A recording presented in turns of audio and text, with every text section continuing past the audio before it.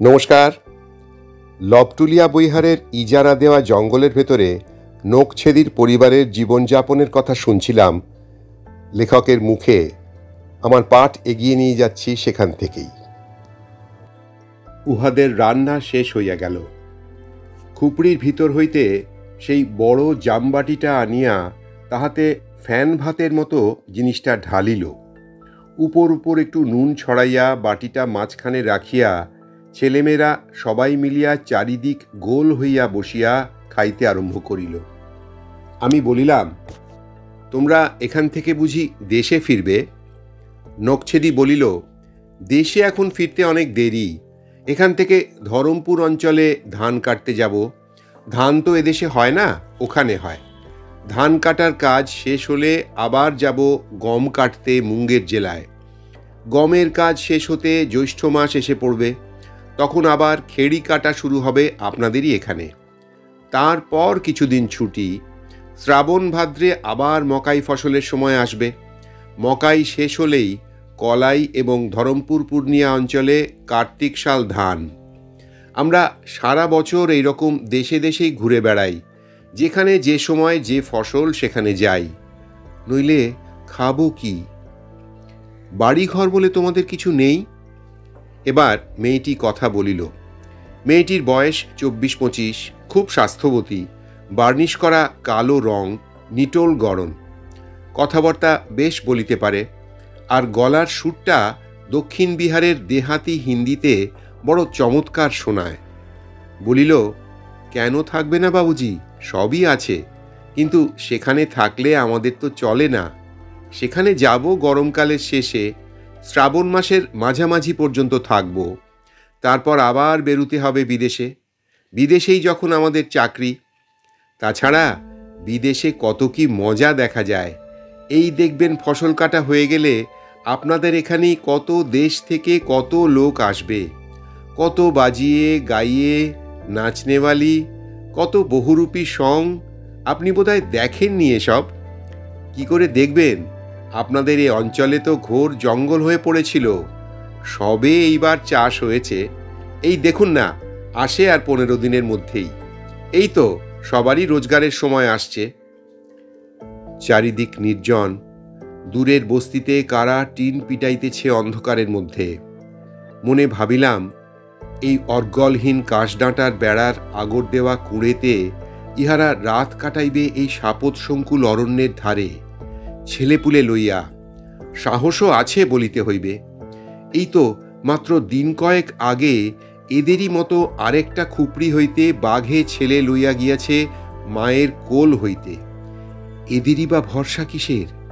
অথচ একটা ব্যাপার দেখিলাম, ইহারা যেন ব্যাপারটা গ্রাহ্যের মধ্যেই আনিতেছে না। তত সন্ত্রস্ত ভাবও নাই। এই তো এত রাত পর্যন্ত উন্মুক্ত আকাশের তলায় বসিয়া গল্প গুজব রান্না বান্না করিল। বলিলাম, তোমরা একটু সাবধানে থাকবে। মানুষ খেকো বাঘ বেরিয়েছে, জানো তো? মানুষ খেকো বাঘ বড় ভয়ানক জানোয়ার, আর বড় ধূর্ত। আগুন রাখো খুপড়ির সামনে, আর ঘরের মধ্যে গিয়ে ঢুকে পড়ো। ওই তো কাছেই বন, রাত বেরাতের ব্যাপার। মেয়েটি বলিল, বাবুজি, ও আমাদের সয়ে গিয়েছে। পূর্ণিয়া জেলায় যেখানে ফি বছর ধান কাটতে যাই, সেখানে পাহাড় থেকে বুনো হাতি নামে। সে জঙ্গল আরও ভয়ানক। ধানের সময় বিশেষ করে বুনো হাতির দল এসে উপদ্রব করে। মেয়েটি আগুনের মধ্যে আর কিছু শুকনো বনঝাউয়ের ডাল ফেলিয়া দিয়া সামনের দিকে সরিয়া আসিয়া বসিল। বলিল, সেবার আমরা অখিলকুচা পাহাড়ের নিচে ছিলাম। একদিন রাত্রে এক খুপড়ির বাইরে রান্না করছি, চেয়ে দেখি 50 হাত দূরে 4-5টা বুনো হাতি কালো কালো পাহাড়ের মতো দেখাচ্ছে অন্ধকারে, যেন আমাদের খুপড়ির দিকেই আসছে। আমি ছোট ছেলেটাকে বুকে নিয়ে বড় মেয়েটাকে হাত ধরে রান্না ফেলে খুপড়ির মধ্যে তাদের রেখে এলাম। কাছে আর কোনো লোকজন নেই। বাইরে এসে দেখি তখন হাতি কটা একটু থমকে দাঁড়িয়েছে। ভয়ে আমার গলা কাঠ হয়ে গিয়েছে। হাতিতে খুব দেখতে পায় না, তাই রক্ষে ওরা বাতাসে গন্ধ পেয়ে দূরের মানুষ বুঝতে পারে। তখন বোধহয় বাতাস অন্যদিকে বইছিল। যাই হোক, তারা অন্যদিকে চলে গেল। ওহ, সেখানেও এমনি বাবুজি সারা রাত টিন পেটায় আর আলো জ্বালিয়ে রাখে হাতির ভয়ে। এখানে বুনো মহিষ, সেখানে বুনো হাতি, ওসব গা সওয়া হয়ে গিয়েছে। রাত বেশি হওয়াতে নিজের বাসায় ফিরিলাম। দিন 15 মধ্যে ফুলকিয়া বৈহারের চেহারা বদলাইয়া গেল।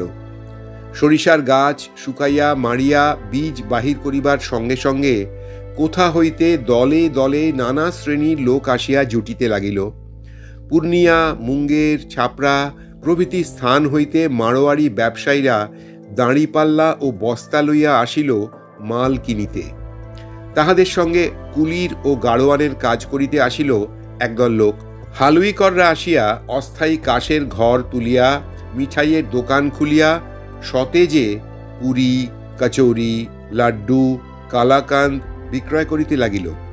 ফেরিওয়ালারা নানা রকম সস্তা ও খেলো মনোহারী জিনিস, কাচের বাসন, পুতুল, সিগারেট, ছিটের কাপড়, সাবান ইত্যাদি লইয়া আসিল। এ বাদে আসিল রং তামাশা দেখাইয়া পয়সা রোজগার করিতে কত ধরনের লোক। নাচ দেখাইতে, রাম সীতা সাজিয়া ভক্তের পূজা পাইতে, হনুমানজির সিঁদুর মাখা মূর্তি হাতে পাণ্ডা ঠাকুর আসিল প্রণামী কুড়াইতে। এ সময় সকলেরই 2 পয়সা রোজগারের সময় এসব অঞ্চলে। আর বছরও যে জনশূন্য ফুলকিয়া বৈহারের প্রান্তর ও জঙ্গল দিয়া বেলা পড়িয়া গেলে ঘোড়ায় যাইতেও ভয় করিত, এবছর তাহার আনন্দোৎফুল্ল মূর্তি দেখিয়া চমৎকৃত হইতে হয়।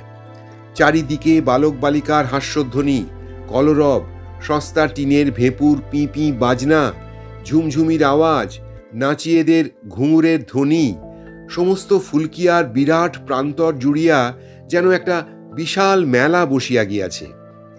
লোকসংখ্যাও বাড়িয়া গিয়াছে অত্যন্ত বেশি। কত নূতন খুপড়ি, কাশের লম্বা চালাঘর চারিদিকে রাতারাতি উঠিয়া গেল। ঘর তুলিতে এখানে কোনো খরচ নাই। জঙ্গলে আছে কাশ ও বনঝাউ কি কেদ গাছের গুঁড়ি ও ডাল। শুকনো কাশের ডাঁটার খোলা পাকাইয়া এদেশে এরকম ভারী শক্ত রশি তৈরি করে। আর আছে ওদের নিজেদের শারীরিক পরিশ্রম। ফুলকিয়ার তহসিলদার আসিয়া জানাইল, এইসব বাহিরের লোক যাহারা এখানে পয়সা রোজগার করিতে আসিয়াছে, ইহাদের কাছে জমিদারের খাজনা আদায় করিতে হইবে। বলিল, আপনি রীতিমতো কাছারি করুন হুজুর, আমি সব লোক একে একে আপনার কাছে হাজির করাই। আপনি ওদের মাথা পিছু একটা খাজনা ধার্য করে দিন। কত রকমের লোক দেখিবার সুযোগ পাইলাম এই ব্যাপারে। সকাল হইতে 10টা পর্যন্ত কাছারি করিতাম, বৈকালে আবার 3টার পর হইতে সন্ধ্যা পর্যন্ত। তহসিলদার বলিল, এরা বেশি দিন এখানে থাকবে না, ফসল মাড়াই ও বেচাকেনা শেষ হয়ে গেলেই সব পালাবে। এর আগে এদের পাওনা আদায় করে নিতে হবে। একদিন দেখিলাম একটি খামারে মারোয়ারি মহাজনেরা মাল মাপিতেছে। আমার মনে হইল ইহারা ওজনে নিরীহ প্রজাদের ঠকাইতেছে। আমার পাটোয়ারি ও তহসিলদারদের বলিলাম সমস্ত ব্যবসায়ীর কাঁটা ও দাঁড়ি পরীক্ষা করিয়া দেখিতে। 2-4 জন মহাজনকে ধরিয়া মাঝে মাঝে আমার সামনে আনিতে লাগিল। তাহারা ওজনে ঠকাইয়াছে, কাহারও দাঁড়ির মধ্যে জুয়াচুরি আছে। সেসব লোককে মহাল হইতে বাহির করিয়া দিলাম। প্রজাদের এত কষ্টের ফসল আমার মহালে অন্তত কেহ ফাঁকি দিয়া লইতে পারিবে না। দেখিলাম শুধু মহাজনে নয়, নানা শ্রেণীর লোকে ইহাদের অর্থের ভার লাঘব করিবার চেষ্টায় ওত পাতিয়া রহিয়াছে। এখানে নগদ পয়সার কারবার খুব বেশি নাই। ফেরিওয়ালাদের কাছে কোনো জিনিস কিনিলে ইহারা পয়সার বদলে সরিষা দেয়। জিনিসের দামের অনুপাতে অনেক বেশি সরিষা দিয়া দেয়, বিশেষত মেয়েরা। তাহারা নিতান্ত নিরীহ ও সরল, যা তা বুঝাইয়া তাহাদের নিকট হইতে ন্যায্য মূল্যে চতুর্গুণ ফসল আদায় করা খুবই সহজ। পুরুষেরাও বিশেষ বৈষয়িক নয়। তাহারা বিলাতি সিগারেট কেনে, জুতা জামা কেনে। ফসলের টাকা ঘরে আসিলে ইহাদের ও বাড়ির মেয়েদের মাথা ঘুরিয়া যায়। মেয়েরা ফরমাস করে রঙিন কাপড়ের, কাঁচের ও এনামেলের বাসনের, হালুইকরের দোকান হইতে ঠোঙা ঠোঙা লাড্ডু কচৌরি আসে। নাচ দেখিয়া গান শুনিয়াই কত পয়সা উড়াইয়া দেয়। ইহার উপর রামজি হনুমানজির প্রণামী ও পূজা তো আছেই, তাহার উপরেও আছে জমিদার ও মহাজনের পাইক পেয়াদারা। দুর্দান্ত শীতে রাত জাগিয়া বন্য শুকর ও বন্য মহিষের উপদ্রব হইতে কত কষ্টে ফসল বাঁচাইয়া বাঘের মুখে সাপের মুখে নিজেদের ফেলিতে দ্বিধা না করিয়া সারা বছরে ইহাদের যাহা উপার্জন, এই 15 দিনের মধ্যে খুশির সহিত তাহা উড়াইয়া দিতে ইহাদের বাধে না দেখিলাম। কেবল একটা ভালোর দিক দেখা গেল, ইহারা কেহ মদ বা তাড়ি খায় না। গাঙ্গোতা বা ভূঁইয়ার ব্রাহ্মণদের মধ্যে এসব নেশার রেওয়াজ নাই। সিদ্ধিটা অনেকে খায়, তাও কিনিতে হয় না। বনসিদ্ধির জঙ্গল হইয়া আছে লবটুলিয়া ও ফুলকিয়ার প্রান্তরে, পাতা ছিঁড়িয়া আনিলেই হইল, কে দেখিতেছে। একদিন মুনেশ্বর সিং আসিয়া জানাইল, একজন লোক জমিদারের খাজনা ফাঁকি দিবার উদ্দেশ্যে ঊর্ধ্বশ্বাসে পলাইতেছে, হুকুম হয়তো ধরিয়া আনি। বিস্মিত হইয়া বলিলাম, পালাচ্ছে কিরকম? দৌড়ে পালাচ্ছে? ঘোড়ার মতো দৌড়ুচ্ছে হুজুর। এতক্ষণে বড় কুণ্ডি পার হয়ে জঙ্গলের ধারে গিয়ে পৌঁছল। দুর্বৃত্তকে ধরিয়া আনিবার হুকুম দিলাম। 1 ঘণ্টার মধ্যে 4-5 জন সিপাহী পলাতক আসামিকে আমার সামনে আনিয়া হাজির করিল। লোকটাকে দেখিয়া আমার মুখে কথা সরিল না।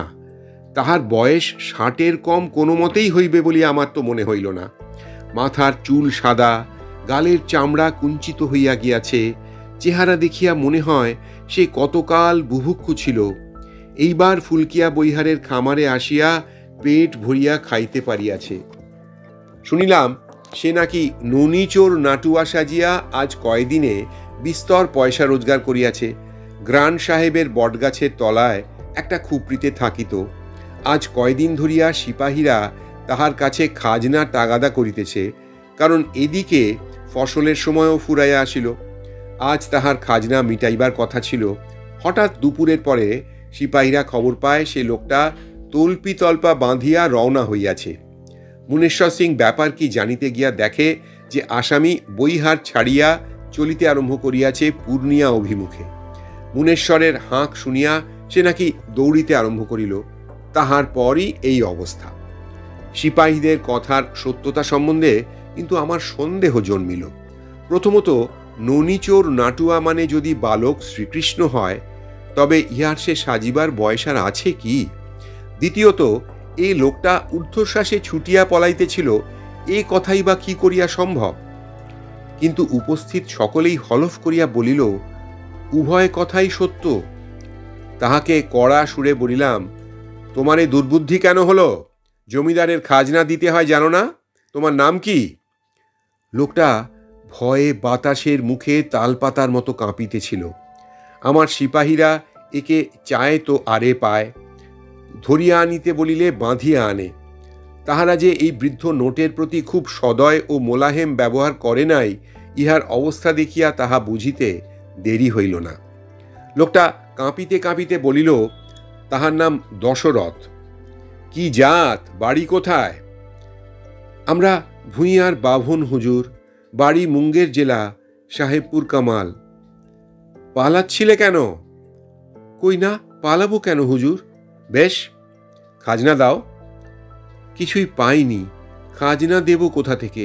নাচ দেখিয়ে সর্ষে পেয়েছিলাম, তা বেচে কদিন পেটে খেয়েছি। হনুমানজির কিরিয়া। সিপাহীরা বলিল, সব মিথ্যে কথা, শুনবেন না হুজুর। ও অনেক টাকা রোজগার করেছে, ওর কাছেই আছে, হুকুম করেন তোর কাপড় চোপড় সন্ধান করি। লোকটা ভয়ে হাত জোর করিয়া বলিল, হুজুর আমি বলছি আমার কাছে কত আছে। পরে কোমর হইতে একটা গেঁজে বাহির করিয়া উপুর করিয়া ঢালিয়া বলিল, এই দেখুন হুজুর, 13 আনা পয়সা আছে। আমার কেউ নেই, এই বুড়ো বয়সে কেই আমায় দেবে? আমি নাচ দেখিয়ে এই ফসলের সময় খামারে খামারে বেরিয়ে যা রোজগার করি, আবার সেই গমের সময় পর্যন্ত এতেই চালাবো। তার এখনো 3 মাস দেরি। যা পাই পেটে দুটো খাই, এই পর্যন্ত। সিপাহীরা বলেছে আমায় নাকি 8 আনা খাজনা দিতে হবে। তাহলে আমার আর রইল মোটে 5 আনা। 5 আনার 3 মাস কি খাবো? বলিলাম, তোমার হাতে ও পোঁটলাতে কি আছে, বার করো। লোকটা পোঁটলা খুলিয়া দেখাইল, তাহাতে আছে ছোট্ট একটা 3 মোড়া আরশি, একটা রাংতার মুকুট, ময়ূর পাখা সমেত, গালে মাখিবার রং, গলায় পরিবার পুঁতির মালা ইত্যাদি, কৃষ্ণ ঠাকুর সাজিবার উপকরণ। বলিল, দেখুন, তবুও বাঁশি নেই হুজুর। একটা টিনের বড় বাঁশি 8 আনার কম হবে না। এখানে নলখাগড়ার বাঁশিতে কাজ চালিয়েছি।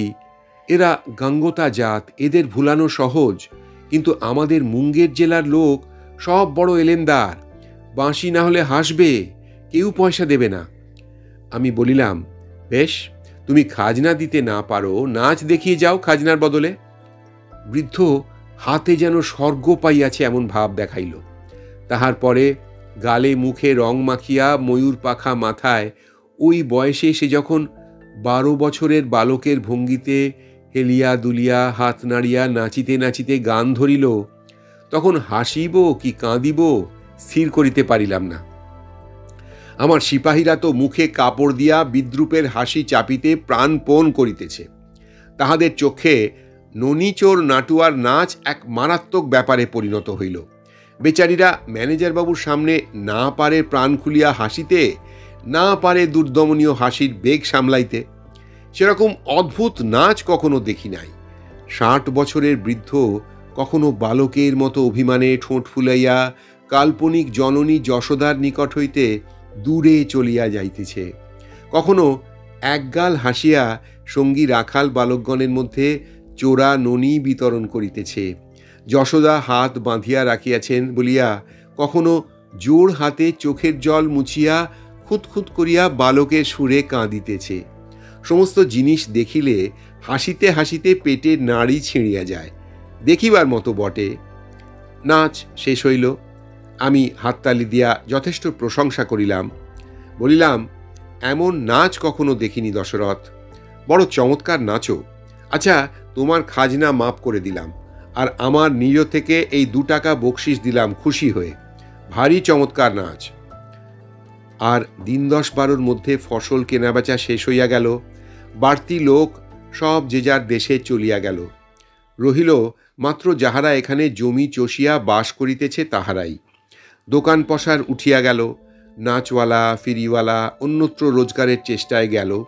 কাটুনি জনমজুরের দল এখনো পর্যন্ত ছিল শুধু এই সময়ের আমোদ তামাশা দেখিবার জন্য। এইবার তাহারাও বাসা উঠাইবার জোগাড় করিতে লাগিল। শেষ করলাম আমার আজকের পাঠ। লবটুলিয়া বৈহারের জঙ্গলের ইজারা দেয়া অংশে মানুষের জীবনযাত্রার একটা ছবি এই অংশে আমরা পেলাম। পরের পর্বের জন্য অপেক্ষা করব, কি নিয়ে ফেরা যায়। আপনারা আমার সঙ্গে থাকবেন।